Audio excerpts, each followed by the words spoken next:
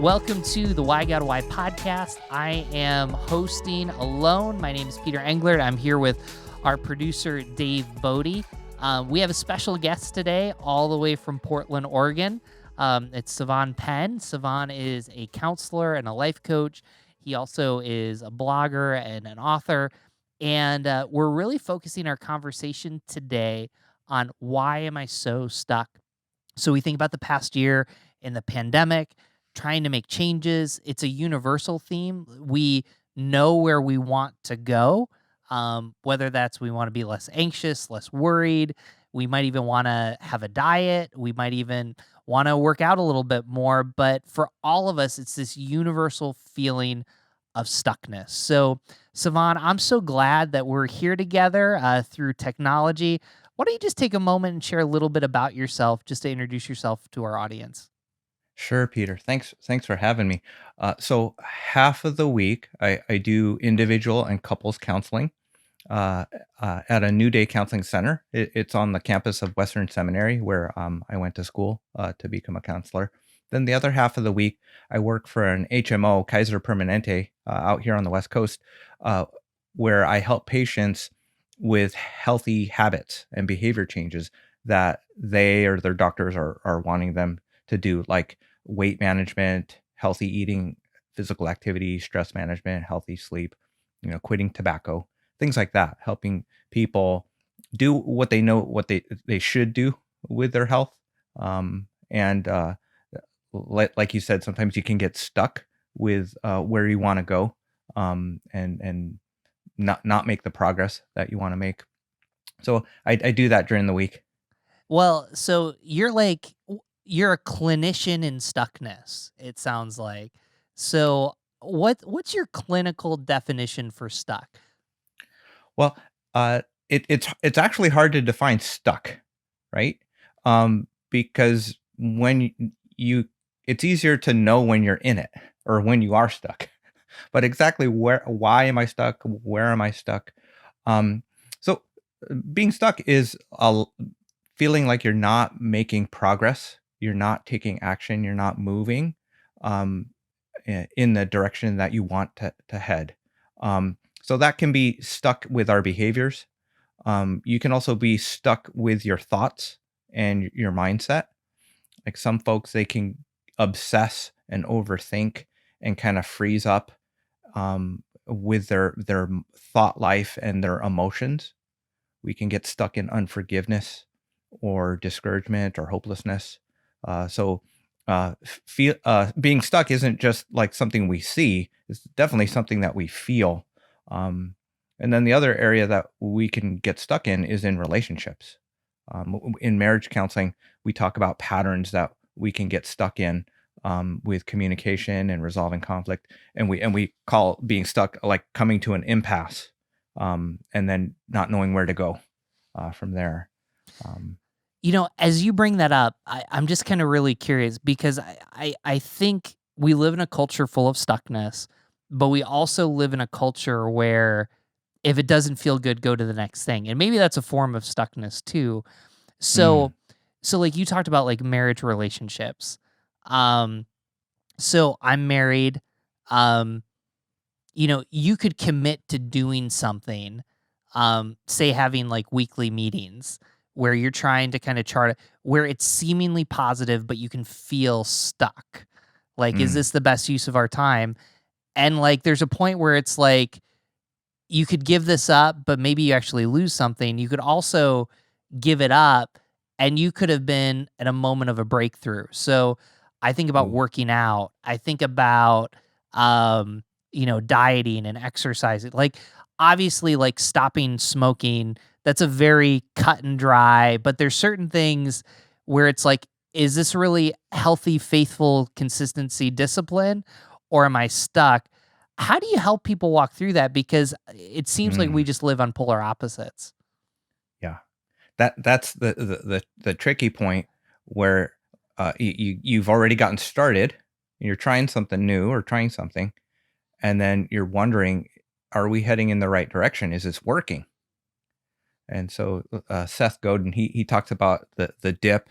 Other people call it the messy middle, where where you're kind of in that in between place where you're putting in lots of effort, but you're not seeing the results.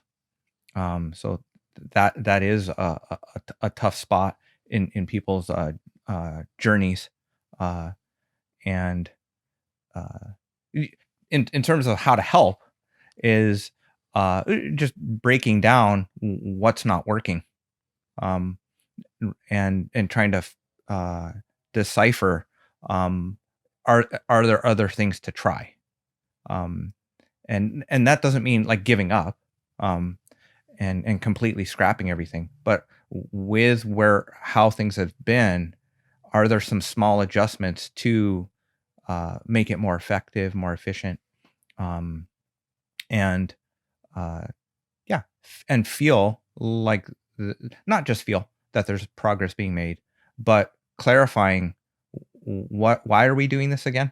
Like the weekly meetings with date night or checking in as a couple. How will we know that when we meet, we're doing what we intend? What we're and are we getting what we hope for? That's one way of clarifying uh, if you're heading in the right direction. So I think what I hear you saying is like working out's a little bit easier. So like stay committed to working out, but if you have to go from weight training to cycling, like that's a healthy adjustment as opposed to some people where it's like, no, I'm stuck, I'm just quitting. Like that's kind of what you're kind of challenging and looking at. Right. Don't give up completely. Um, but the behavior, what we do is a tool. So it's not necessarily the goal, Mm. right? Working out, bicycling, playing basketball. Why? Um, and is it for fun? Is it for weight loss? Is it for community? Um, is it for stress management? And so sometimes uh, being stuck is you're trying something that isn't actually a good fit. And I've heard I'm supposed to lift weights, and then if you're just not, it's just not your thing. That can be it can be boring. It can be just hard to do, and you probably won't stick with it if it's not fun. Um, so shifting gears, it can definitely help Mm. um, get unstuck. That's one tool. Yeah. No, I think this is really important because, you even shared on your podcast, you're like, I tried to start a podcast before, and then there was like a couple years in between. And, so I think it's important for us to wrestle with that. When you and I first talked about stuckness, we talked about this year reopening and just the whole coronavirus. And, uh, I think about the politics, I think about our conversations about racism here. Mm. And so, why is identifying stuckness in a seemingly like the world's going to change? Why is it so important right now? Mm. Um, well, one thing that can help as things open up and we move into the rest of this year, it understanding how this last year has affected you, or maybe even your family or your marriage or your parenting, um, can help you be wiser with moving forward.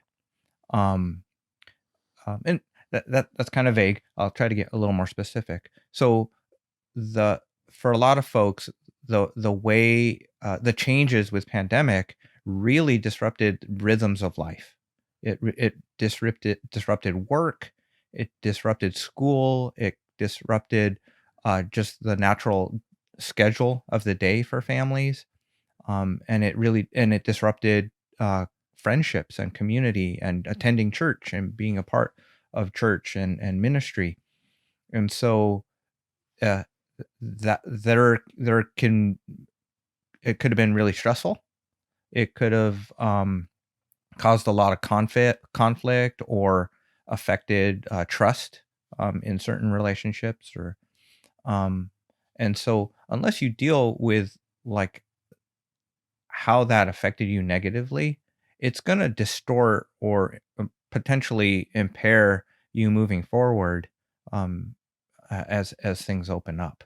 And that's like unforgiveness or resentments or just kind of disconnection and distrust is one way that can like cause us to get stuck in life and in relationships. That's really good. And so, I mean, I think it's important for us to focus on this. And I think what you're trying to say is, hey, you need to reflect a little bit on the past. What are some ways or what are some underlining issues that you deal with when you counsel people? Hey, you sound really stuck, and again, I get it why you kind of dodge the clinical The definition of definition. stuck, Yeah. but like when you're talking with someone, what are some like signalers that you're saying, man, this person's stuck. Maybe they don't know, or they do know that they're stuck. What does that look like?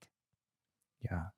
So um it plays out in a few areas. One is emotions. So sometimes it's just kind of low level stuckness. And so it might be just kind of some apathy or just feeling kind of bored and unfulfilled at work. Um, and so sometimes it's not troubling, but there's just this sense of like there's something off in our relationship or even in my own life. Um, but feeling really stuck is where you can feel really confused and frustrated with life. You can feel defeated. You can feel really powerless or hopeless and helpless in whatever situation that you might find yourself in. It might be like feeling really stuck with work and feeling really unsatisfied with work, um, under a lot of stress and just really unhappy.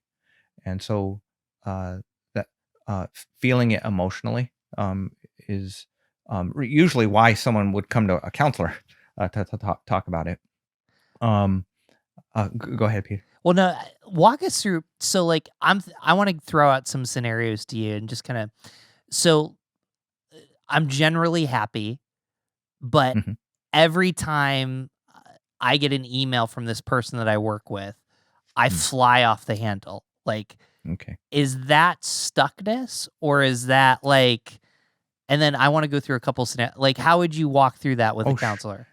sure, sure. So there's a feeling involved there, but there can also be a stuckness in behaviors, and there can be patterns of behavior. Um, and so, for example, the feeling of like just irritation or rage when you see the name and the subject line from that person. But then there could be a behavior that you get stuck in where you like avoid them and like don't respond to them for in the same way that you might respond to someone else. So you might avoid them, or you might uh, uh, get stuck in a negative instead of a passive avoidance. You could get stuck into a thing of like being defensive or like like cross complaint. If you're feeling attacked, attacking them back, um, or avoiding them in the hallway, um, not able to make eye contact next time you see them because of their angry email. Um, so it's not just feelings; it can be behaviors too. So let's walk through because that's brilliant. Because I've talked to a lot of people that they experience that. So let's go big picture. I'm at a job. I'm 60-40 happy with it. So Okay. like there's a couple directions that you can go with that. Number Mm, one, like, is it worth it to leave to potentially become 70%, 80% happy with a job, or mm, find out that I'm just gonna go through the same thing? Or at what point do I say, I'm gonna decide to stay at this job and I'm gonna learn it's better to deal with the devil that I know versus the devil I don't know. And mm, then like as you're thinking about this job too, like what's it doing? Like do I do I wake up at least 3 mornings out of the week thinking, "I really wanna be here." Maybe 2 of them are oh just man. bad.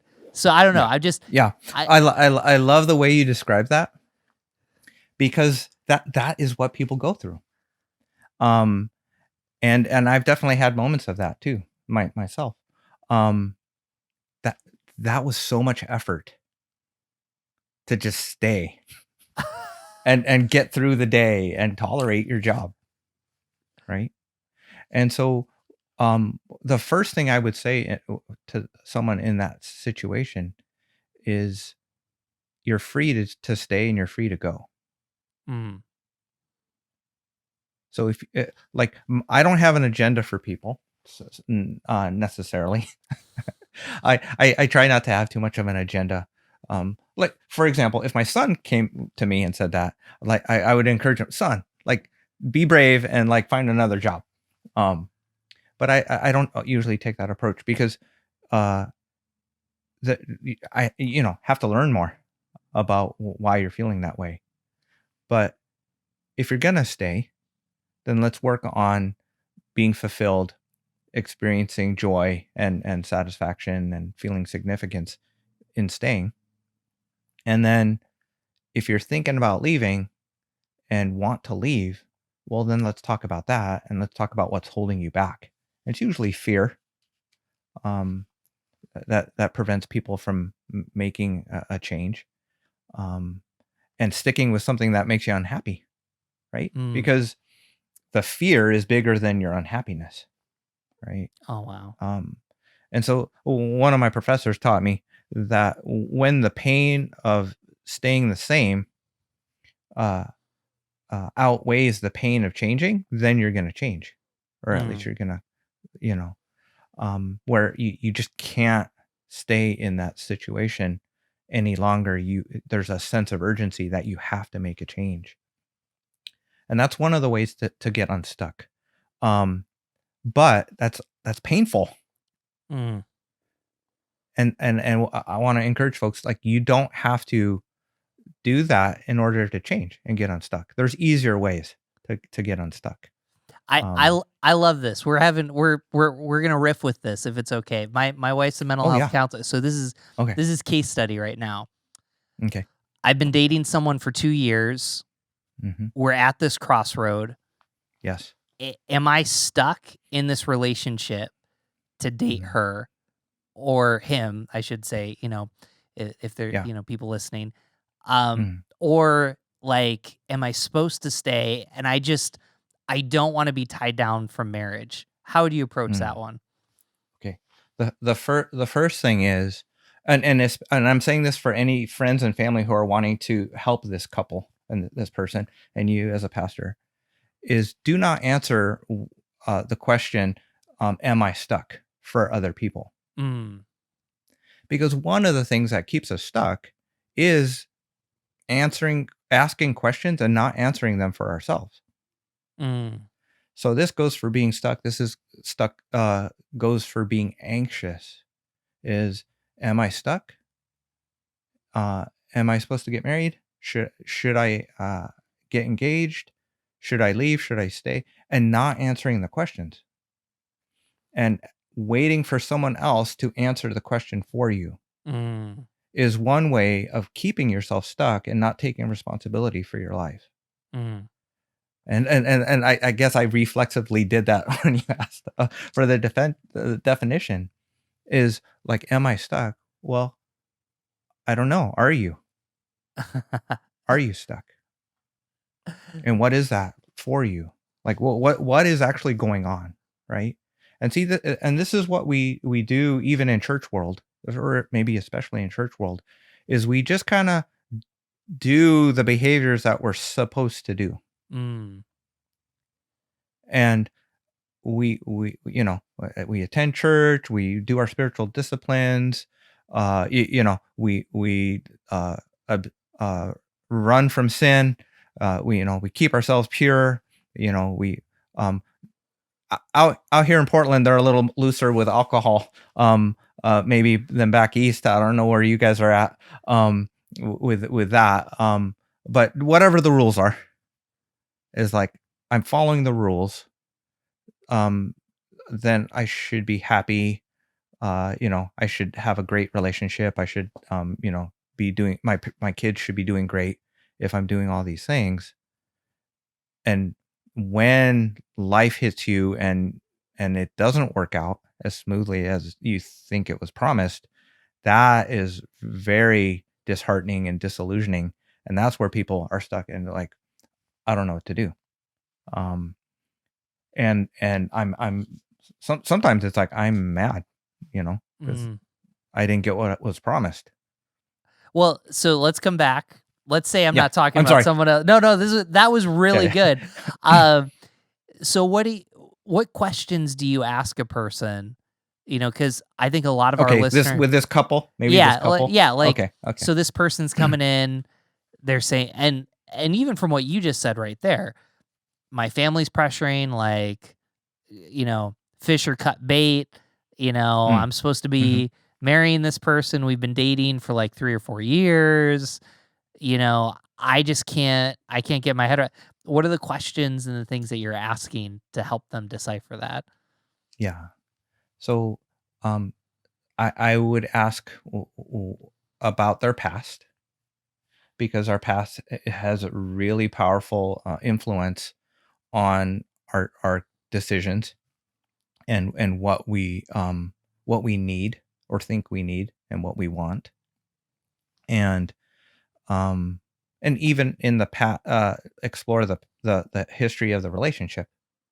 um and often it has to do with trust and fear. Mm, And whether it's relationship or like going back to the gym, is, do I trust the other person? Do I trust the situation? Or so sometimes there can be a lack of trust. So I'd explore like, um what's holding you back? mm, Um what how much more time do you need to, and what other questions are unanswered, at where another 6 months or a year would give you more data to figure it out.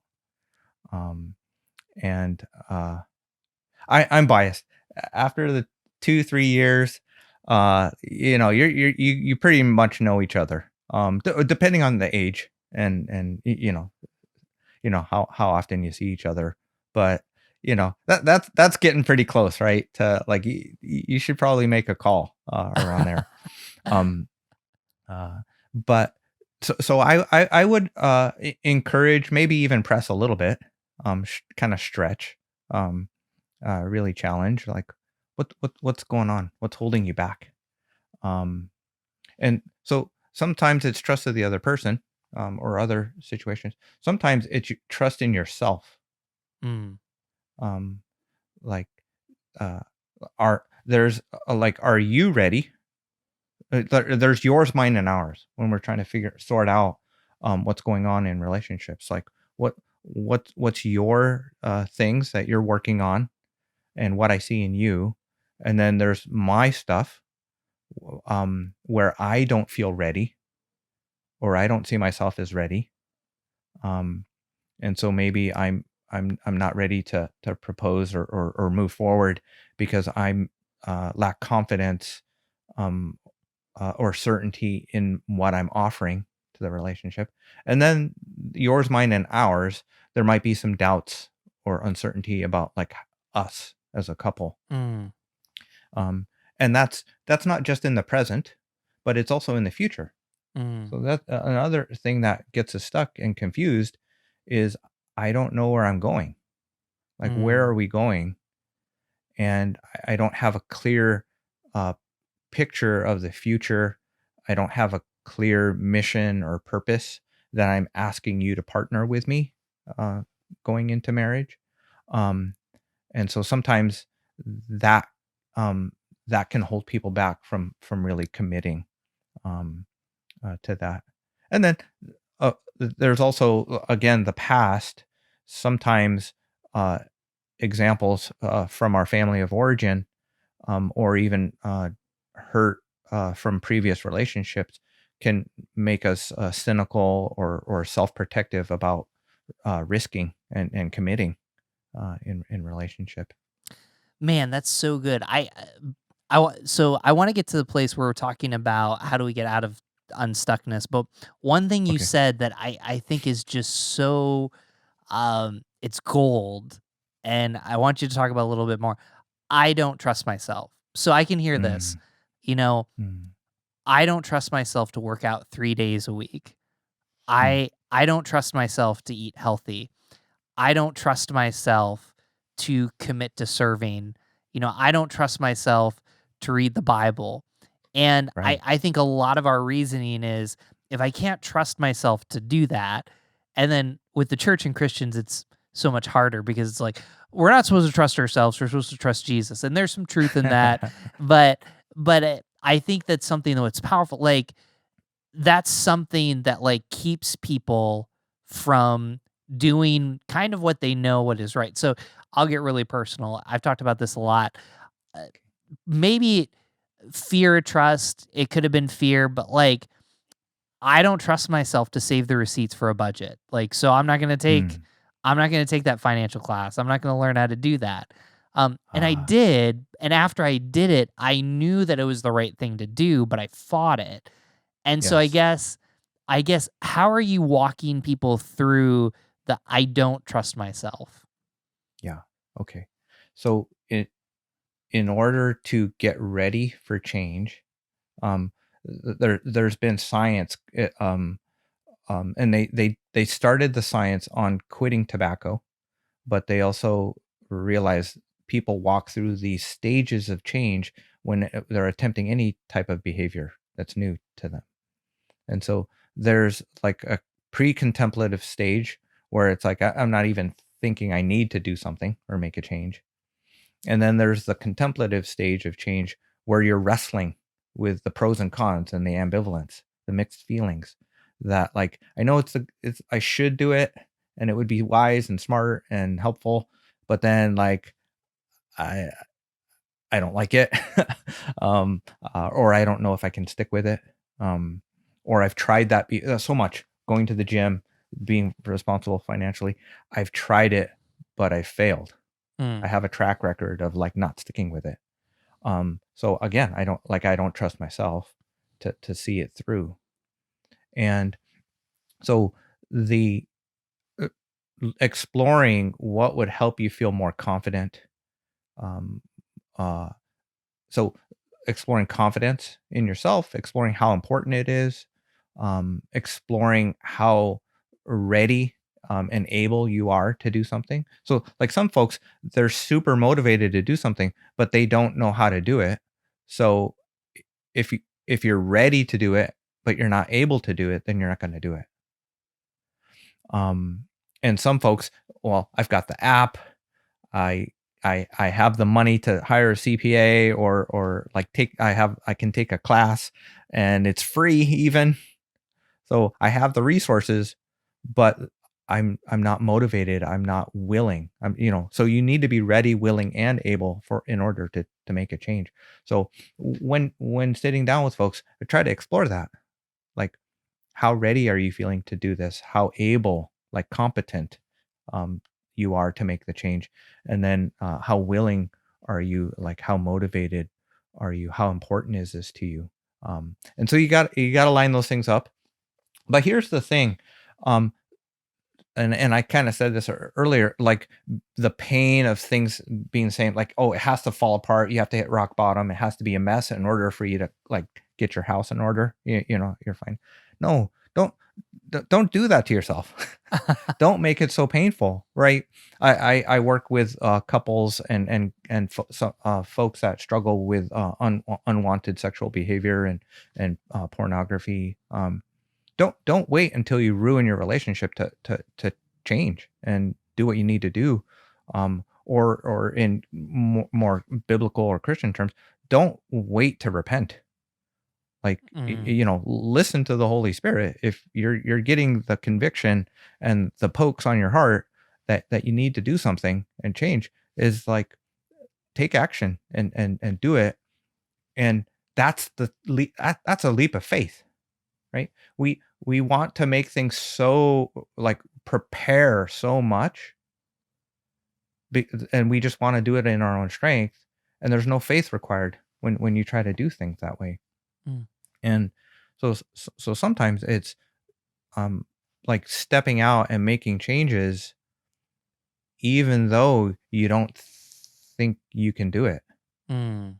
And then you do it and then you realize like, "Oh yeah, I should have done this. And this was a good thing that I did this."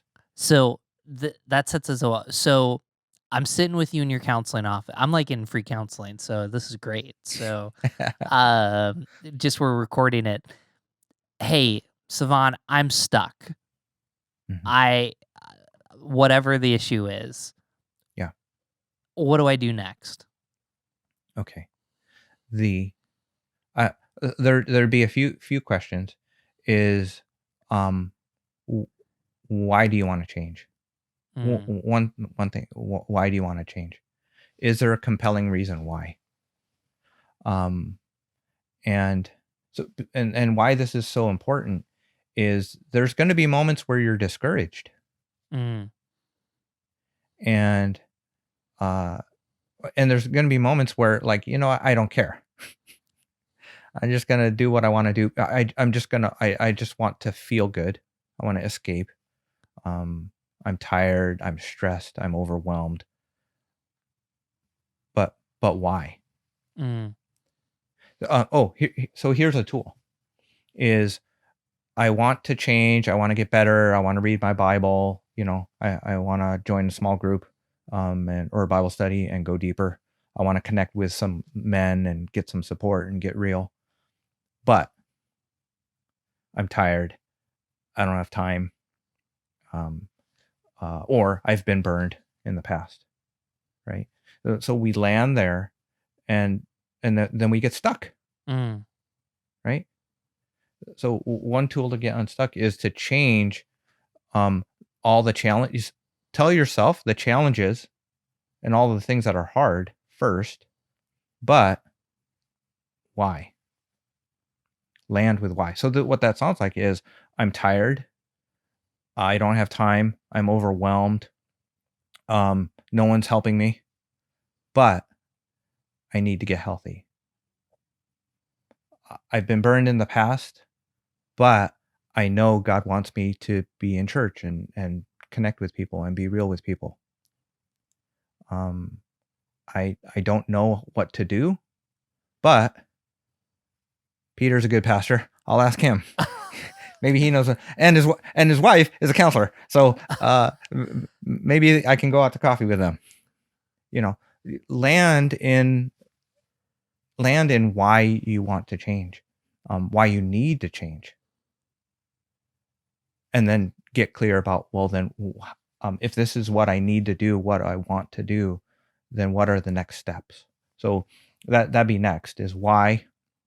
Then what is something that you can do, not next month, not next year, not when you're out of debt, not when you find a partner, um, but what next step can you do, like today, like this afternoon, or this weekend, with whatever God is convicting you that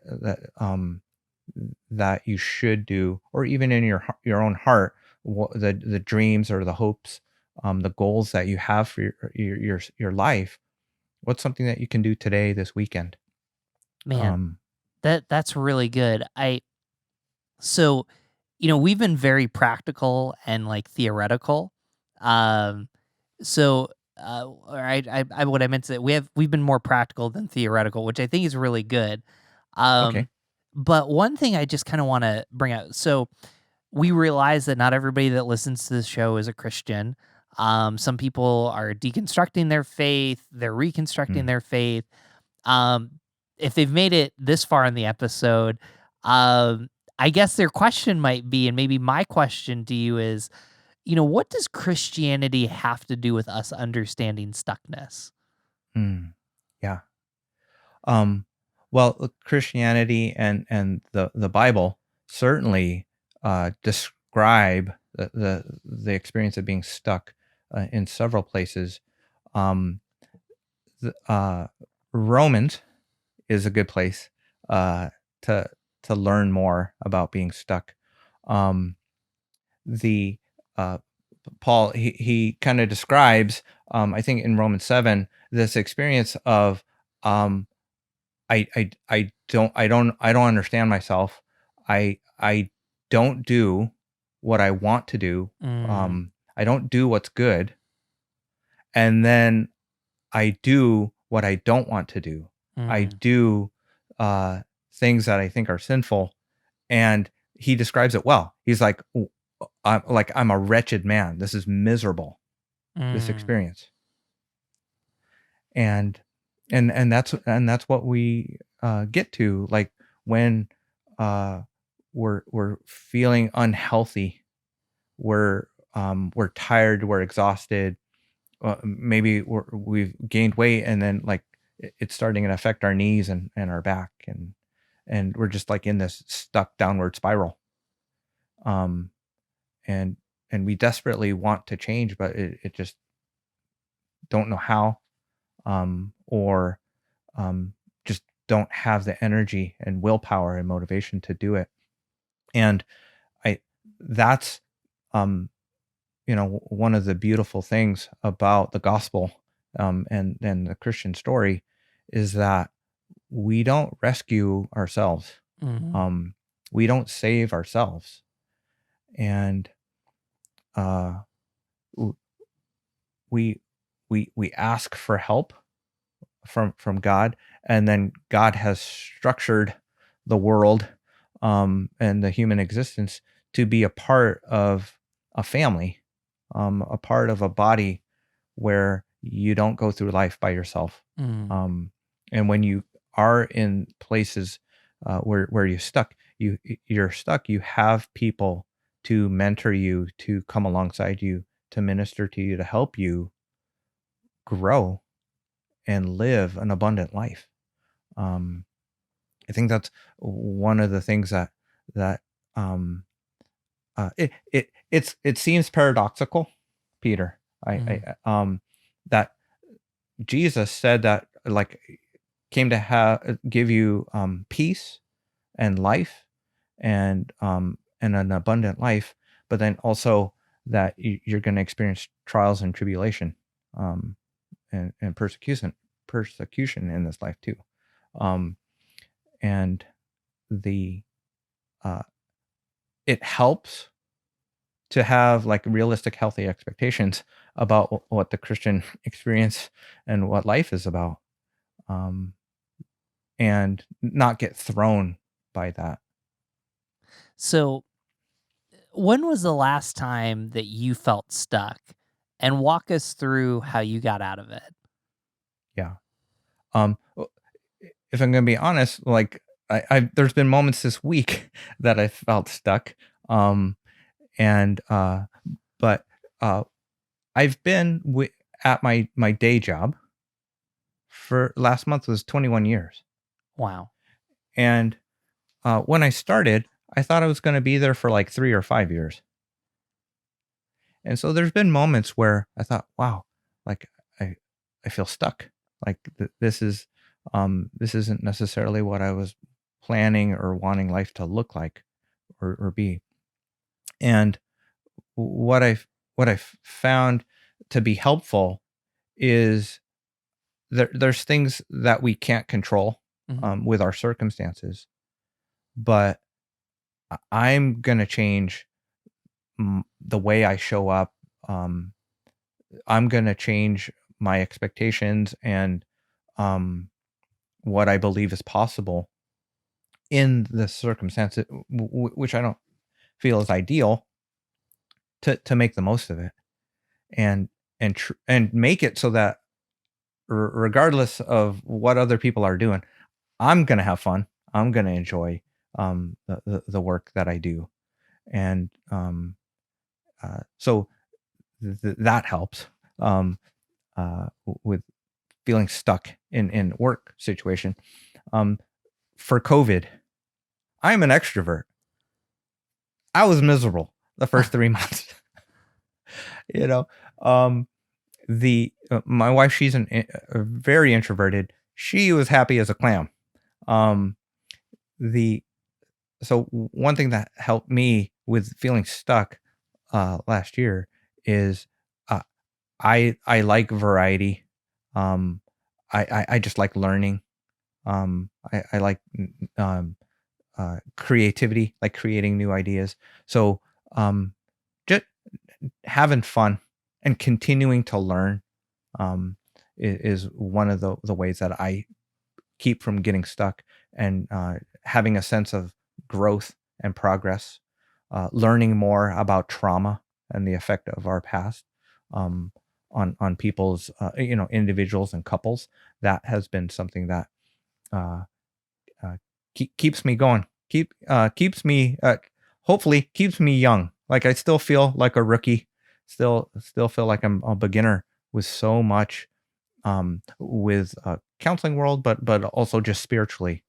Like in this season, I'm like trying to learn more about deconstruction and reconstruction, and how to come alongside people who are struggling with that. Um, this world is so amazing, you know, and that's why I was so glad to come on and talk to you about being stuck, because some other words that the scripture describes being stuck in is being blind, Mm, or being asleep, or being dead, and being in bondage. And God offers freedom. God offers light and hope and life. Um, and when you find your thing, when you find your people, when you're the things that hold you back, you get free from that, and you connect with your passion and your purpose. Like life gets uh gets a lot more enjoyable and fun, but also just that deep sense of peace and purpose, that no matter your circumstances, you're doing what what you were made to do. mm, mm, um and and I believe that God gifts us um spiritually, so that we all can have a sense of that in church community and in the lives of other people, whether it's our family, our or friends, our local community, geographically, mhm. or in our church community. Like everybody um, has significance and value and worth. Each of us have a something that we uniquely contribute to this world and to the lives of others. And once you understand that, or are taking action on that, you won't feel stuck. Mm, There'll be moments where you're tired and discouraged, but resting, healing up from the dings of like doing ministry, or because it is hard, but then going back to, oh yeah, this is why I'm doing what I'm doing. That'll unstick you. Man, that's a great place to just end with our last question. So the question is what does Jesus have to do with this topic? And so Savan, I usually have a co-host here. I'm doing this solo, so this is you and me having coffee. Yes. So I'm going to answer this question first, and then Mm. you get to answer the question because whatever I say wrong, just kind of like my wife, you'll just clean it up. Help the pastor out. Oh no, Uh, Pastor. I'll be doing doing amens here. Hopefully. So, so what does Jesus have to say about feeling stuck? I go to a Mm, story. I believe it's in the Gospel of John. There's this man that's sitting by the pool of Siloam, and Jesus asks him, like, "Do you want to be healed?" And his mm, first response is, "I can't get into the pool because it was believed that if you could get into the pool when it started bubbling up, that all of your infirmities would be healed." And he was so focused on that one solution that he didn't realize that Jesus would later on say, "Pick up your mat and walk." And I mm, just wonder how often, we're walking through life and we're stuck in the sense of we only see things through one frame, And Jesus Mm. is saying, like, that's not the only way. And just kind of listening to this, a lot of being stuck, what I'm hearing from you is, how are we reframing our present right now? We're more concerned with the behaviors, we're more concerned with the decisions, but it's reframing it so that we can see it correctly. I love that. And I love that story. Mhm. Um, so much of our Christian experience, unfortunately, is like what you should do, Mm. and then figuring out what I should do. And then I don't do anything until I'm sure of what I should do. And it's paralyzing. Perfectionism, fear of failure, fear of rejection, fear of judgment, and criticism. And Jesus says, follow me as a person, Mm. right? You like you said it beautifully, Peter. He's offering himself. Um, and we like it's our dreams and our hopes are sometimes like small, um, and we ask for the wrong thing. We don't ask for our entire life uh, to be transformed or just safe and secure in God's grace and God's love. Um, well, I, th- I'll say this. What does Jesus say about being stuck? He he came to show who God is. Like we already had the 10 commandments. We already had like what we should do. He came to give us a relationship. So habits, healthy habits, psychology, behavior science, mindset, like workout plans and meal plans. Those are all good tools. But really, so much of getting unstuck is connection with God, knowing that you are loved, and not alone in the things that you are trying to change and heal and grow in. That's what Jesus offers. Wow, that is a great place to close. Savan, you have your own website. Is it savanpenn.com or? Yes, that's it. And he started a podcast. I'm going to get these three C's wrong. You tell me. So it's coaching, counseling, and or is that what your podcast? Those are the three. So courage, coaching, and counseling. There you go. So you're going to have to check It out. took me a while, Peter, to get that. So totally get it. Yeah. It's all good. So make sure you follow him there. Don't miss an episode. Go to whygodwhypodcast.com. Subscribe. Maybe that's your one step today not to get stuck, to take that step. So thank you so much for joining us, Savan. Have a great day.